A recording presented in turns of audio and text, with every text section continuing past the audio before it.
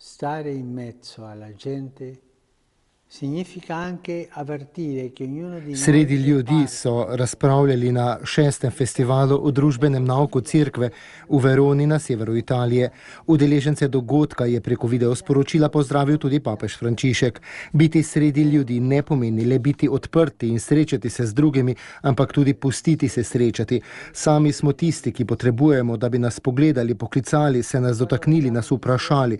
Mi smo tisti, ki potrebujemo druge, da bi lahko bili deležni vsega tistega, kar nam le drugi lahko dajo. Odnos zahteva to izmenjavo med osebami. Izkušnja nam pove, da običajno od drugih več prejemamo, kakor pa jim dajemo. Papež Frančišek je nadaljeval, da je presunljivo, kako nekateri dostojanstveno živijo ekonomsko pomankanje, bolečino, težko delo in preizkušnjo.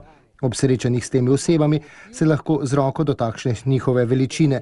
Je skoraj da tako, kakor da bi prejel luč, zaradi katere postane jasno, da je mogoče gojiti upanje za prihodnost, da je mogoče verjeti, da je dobro močnejše od zla in sicer, ker obstajajo oni, ker smo sredi ljudi, imamo dostop do tistega, kar nas učijo dogodki, je dejal papež Frančišek in dodal še, biti sredi ljudi pomeni tudi čutiti, da je vsak od nas del ljudstva. Konkretno življenje je mogoče, ker ni vsota številnih posameznikov, ampak je artikulacija mnogih oseb, ki prispevajo k osnovanju skupnega dobrega. Non solo alla vita dei singoli, ma è un bene per tutti.